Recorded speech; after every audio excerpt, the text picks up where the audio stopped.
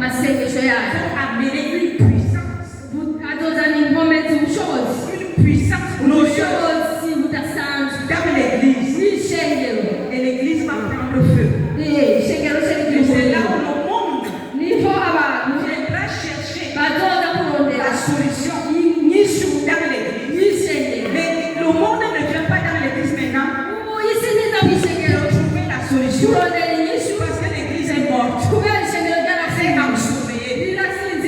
On a foutu les bouches des femmes. On les a fait taire. Ils sont devenus comme ça pour les dans l'église. Elles entrent.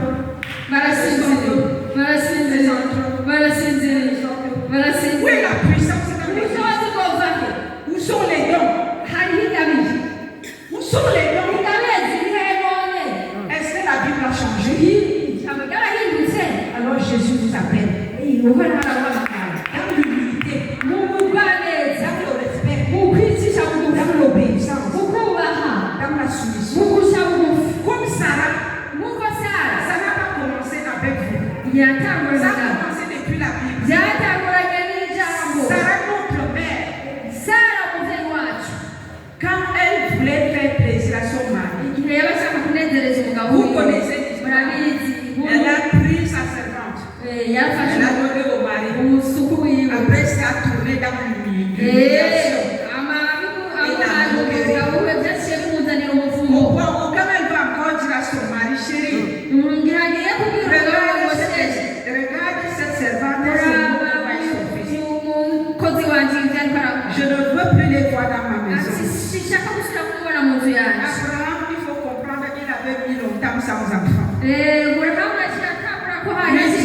Lui dire de chasser son enfant et l'esclave, c'était dur.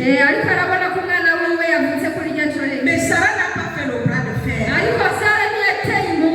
Sarah partait causer avec Dieu. J'ai vu le bonheur de mon mari. Maintenant, ça m'a dépassé. Regarde ma misère. Regarde les bouquets.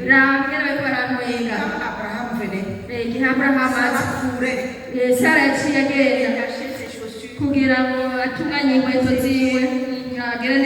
Elle servait à manger. Est-ce que Sarah a fait le bras de fer? Sarah souffrait. Mais elle était humble. Elle était soumise. Elle faisait un travail à genoux. Femme, n'entrez pas en guerre avec vos pasteurs. N'entrez pas en guerre avec vos leaders. Priez. Dieu va vous aider. La suite des prières de Sarah. Dieu est venu donner l'ordre. Il a donné l'ultimatum. Il n'a pas demandé la permission de Sarah. Il n'a pas demandé la faveur d'Abraham. Il a donné un ordre sec. Abraham chasse l'esclave et son enfant. Alléluia. Chasse l'esclave et son enfant. Il n'a pas demandé la permission. Il a donné un ordre sec.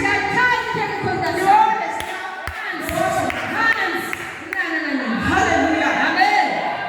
Je déclare, Dieu donnera un ordre sec à l'église du pour libérer la femme dans la maison de Dieu. Au nom de Jésus. Mais vous avez un travail à faire. Vous avez un travail d'humilité à faire. Un travail d'obéissance à faire. Un travail de respect à faire. À genoux. À genoux. À genoux. En parlant à Dieu. En mourant vos pasteurs.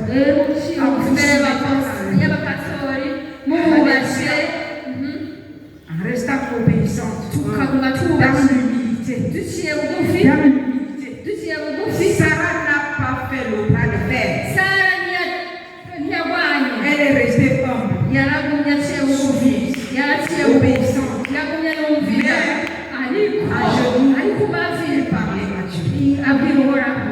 voilà par où viendra le changement dans les vies. Amen. Amen. Maintenant, doivent être opérationnels dans l'humilité,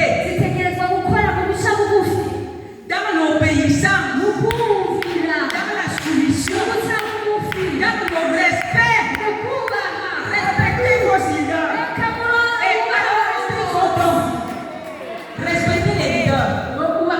Manifestez vos dons. Dans la soumission. Et l'église sera grandiose. L'église sera puissante. L'église sera vivante. C'est ça. Alléluia. Qui vous dit que tu as un petit don? Ça efface déjà ce que Dieu a donné à ton pasteur. Pourquoi Dieu ne t'a pas établi pasteur? Pourquoi Dieu l'a établi pasteur? Chacun a son don. Chacun a son appel. Mais donne le respect à l'homme de Dieu. Donne le respect à la femme de Dieu. Hello.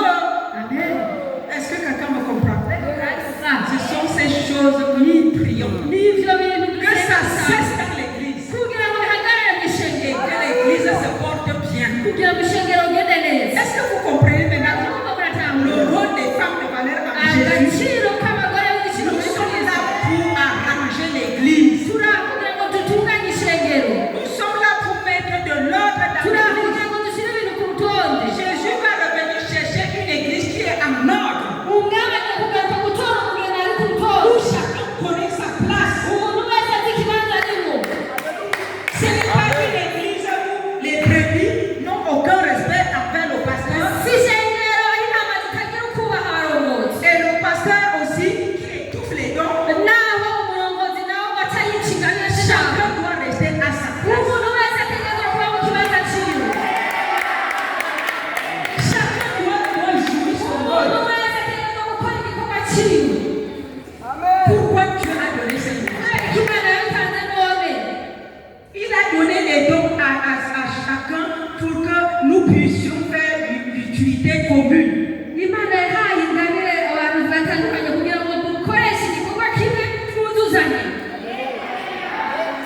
Alléluia. L'ordre doit revenir dans l'église. Vous comprenez les raisons pour lesquelles Dieu a établi le mouvement des femmes. Nous prions pour que l'ordre revienne dans l'église. Que chacun soit à sa place. Et que ensemble nous évoluons. Et que le ciel soit ouvert. Si nous évoluons ensemble, le ciel s'est et la gloire de Dieu va descendre. Et le monde va venir dans l'église. J'ai prié pour nous. Donnez-nous la solution. Aujourd'hui, le monde nous repousse. Parce qu'il ne voit rien qui se passe. Je vais vous dire. Nous avons la conférence de prière pour le Burundi. Je vous mets au défi. Amenez toutes les femmes du Burundi à cette conférence. Parce que ce qui se passe au Burundi, l'église est la clé. Et l'église est la clé comment? Dieu nous a donné la parole, nous les femmes. Nous devons prier. C'est le ciel s'ouvre. Et que la grâce de Dieu descende dans ce pays. Et que ce pays sorte de la pauvreté, sorte de la souffrance, sorte de cette difficulté.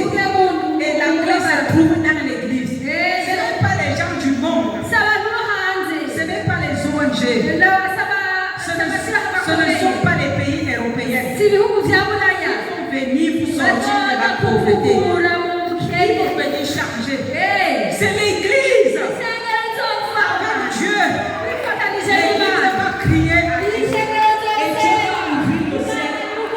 Et le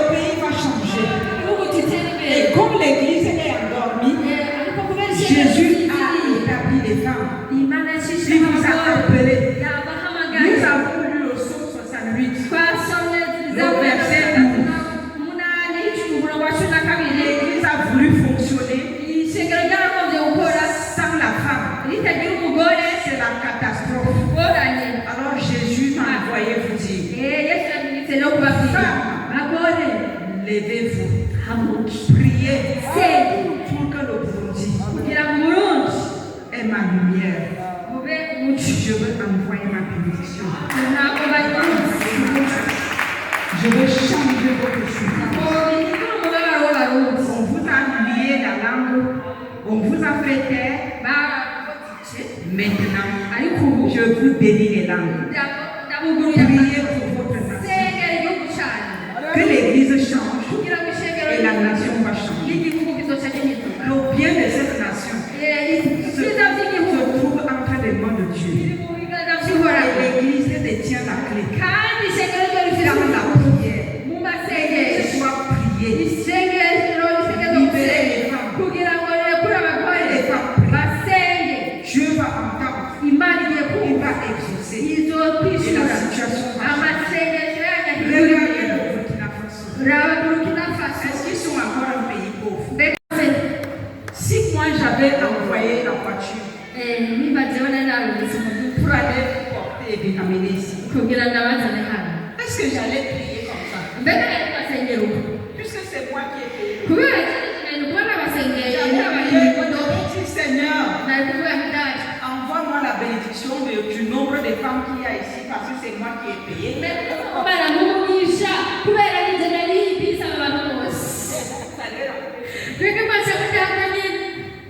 Et c'est ce que vous vivez ici. C'est pour ça que vous rentrez de plus. Mais aujourd'hui,